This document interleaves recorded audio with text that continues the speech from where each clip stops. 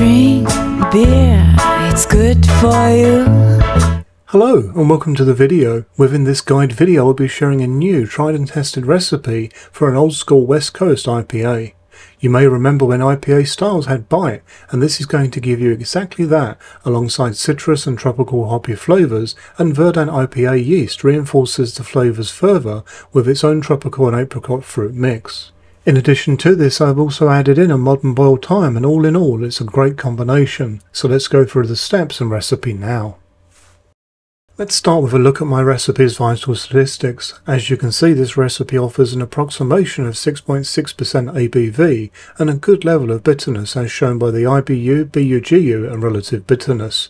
You can see that this one is a little lighter than the classic American IPA, but the difference in fact is very small. This recipe, like all of my shared recipes, is written by me and can be found in full within the video's description, which is underneath the video window when viewed on a desktop computer. Like all of my shared recipes, this recipe is very tried and tested too, so you can brew it with confidence. You will also find a link within the description to the full recipe on Brewfather, which can be used free of charge with some restrictions. I strongly suggest that you fully convert the recipe before ordering in your ingredients, so you're actually brewing the recipe as intended.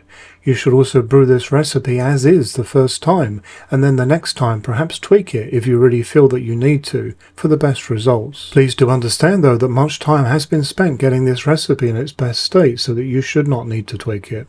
I have an easy guide to recipe conversion using Brewfather on my channel as shown on screen now. Within this video, this recipe is being brewed using a Brewzilla 65 Gen 4 system to the volume of 10 litres, but I will share the recipe at 20 litres or 5.28 US liquid gallons, as frankly that's what most people are going to brew. If this volume does not suit you, then naturally this can be scaled and shaped to suit your own brewing system and volume requirements. Recipe conversion is a totally essential part of the initial process for any shared recipe, but thankfully conversion is easier when you know how. I also suggest that you plan your water profile ahead. After all, beer is mostly water and its balance is important so that it suits the beer you are brewing. Shown on screen is the water profile that I preferred in developing this recipe, which is found on Brewfather. This hoppy profile works really well for this recipe as it pushes the hops and bitterness forward. If you are new to such water changes, then be aware that Brewfather has very good documentation on how to do this, and for this reason I suggest that all brewers, irrespective of experience, start treating their water as soon as possible for the very best of results. Okay, let's get brewing, starting with our mash. For this brew I simply added my grain en masse and used Kegland's new stainless steel mash stirrer and mixer. This certainly makes for faster preparation, and I recently reviewed this item on my channel if you have not yet seen it. Do be aware that you should only use items like this if they are 100% stainless steel and thus food safe. Stirrers you will find at stores intended for paint or concrete will often not be, and can have an adverse effect on your health due to the chemicals that they will release into your beer. Once you have adequately stirred in your grain, you can then start the mash. Shown on screen now are the mash temperatures and times for this brew. As you can see, this one uses the Old Faithful mash schedule, which gives a nice balanced fermentability. Let's now take a look at the grain bill for this recipe. The grain bill that you see here is the classic that always worked for this style. The pale ale malt provides the fermentables and a great canvas for the styles of this beer's profile, which are of course the hops.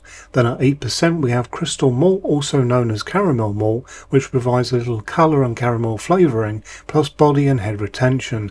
It's very simple, but in this case simple works best. After this I performed a sparge to rinse through the remaining sugars left within the grain, and at the same time topping up the brew's volume ready for the boil. Personally I choose to perform this step for more reliable results and for a flavour that I prefer. However, some do prefer to skip this step. For much more detail on this topic, then check out my neutral recent video that compares both methods as shown on screen now. After the sparge came the boil phase, and my testing and tweaking of this recipe revealed that it benefits from a modern boil time of just 30 minutes rather than the old school time of 60 minutes. I've incorporated the 30-minute boil into my recipes in general in recent years, and would urge all at the very least to try it. In my testing, this brew enjoyed better flavours in general due to the shorter boil-off time. Let's now look at the hop schedule. At the start of the boil I've gone with Warrior for its mild flavour and aroma, but great ability at providing a very nice bitterness bite. Despite being mild, it contributes a nice level of piney character due to its oil balance, which contributes well with the other hops here, namely Amarillo and Centennial, which are both simply classics. Amarillo adds in great tropical and citrus flavours, which often tends to bring in strong orange and lemon, with plenty of other fruit underneath like grapefruit, apricot and peach. Centennial complements well with its intense floral citrus and grapefruit. Alongside this we also get to enjoy a very nice piney element, which is enhanced further due to the use of Warrior. The pairing of all these hops is certainly popular, and for very good reason. Other classic West Coast IPA hops also include Cascade, Simcoe, Mosaic and Chinook. When it came to the hopstand additions, I decided to dig out the Grainfather paddle for old time's sake. I have not used this for some time for a whirlpool because quite simply all of my brewing systems now feature a false bottom, negating any real need for it, but I felt that I would keep up the old school side of the recipe with this testament. I have to say that I really enjoyed adding this back into this brew, and whilst it isn't really needed anymore with this brewing system, I am a firm believer that brewing should be fun, and this sure was. Once the boil was complete, I then cooled the wort and started transfer into my fermenter, which in this case was the Brewboil X2. My yeast of choice for this brew is Verdant IPA yeast, but you could choose another fruity yeast that is suited for IPAs. I am confident that it will work well as a nice enhancement to this style, rather than something neutral like US 05, which was the typical yeast choice for IPA styles for a long time.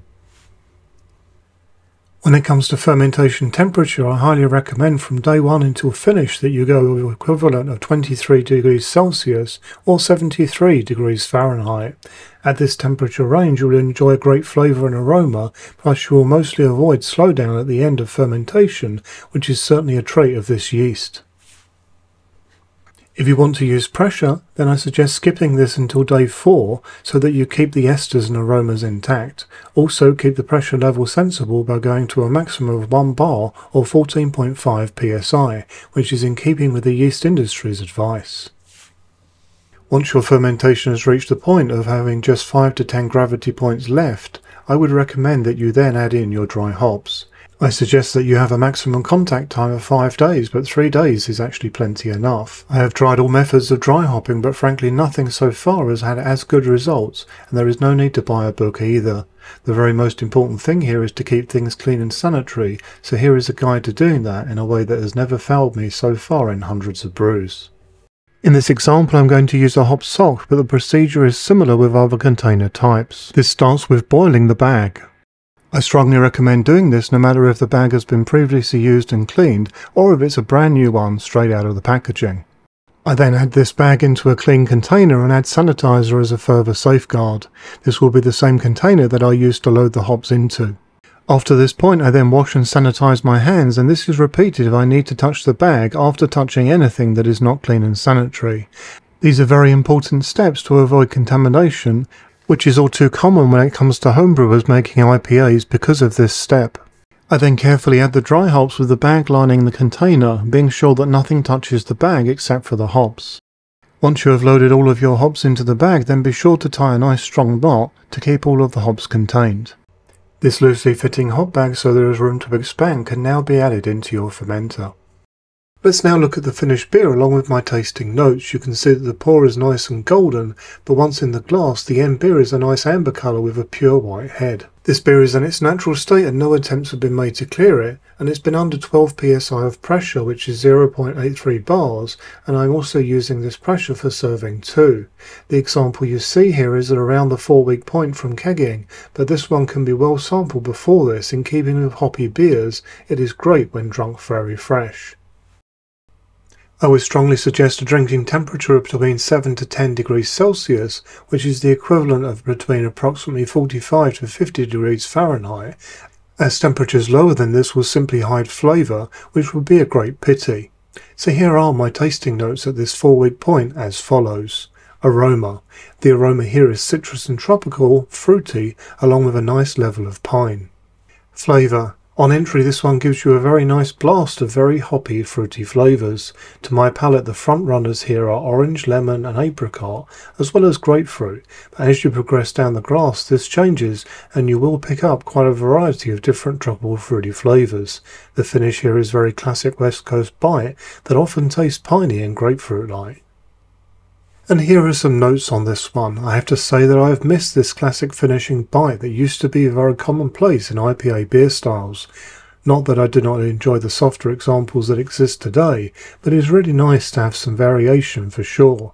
Revisiting this old style and giving it some modern tweaks has certainly been an interesting and rewarding experience, and I believe that what I have come up with here is a very nice evolutionary version of the West Coast style.